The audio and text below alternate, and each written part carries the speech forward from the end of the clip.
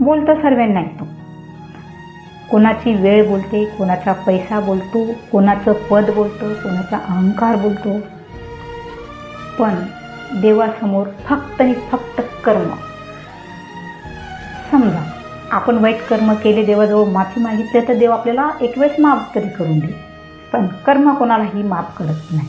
समजा आपण एखाद्याला शिवी दिली आणि त्याची एवढी हैसियत नाही की तो आपल्याला शिवी देईल, पण ती शिवी आपल्याला कोणाच्या ना कोणाच्या तोंडातून येऊनच मिळेल, कारण तो आपल्या डोक्यावरचा असेल. ज्याला आपण शिवी दिली तो आपल्या खालचा असेल, तो आपली त्याची हैसियत नाही. ज्या प्रकारे खूप गायींची झुंड आहे, तिचा एखादा बच्चा हरवलं आहे, तो आईला बरोबर त्या झुंडमधून शोधूनच काढायला आपल्या आईला. त्याच प्रकारे कर्म, आपण किती करोडोही लोकांच्या झुंडमध्ये असलो पण आपले कर्म शोधूनच काढणार.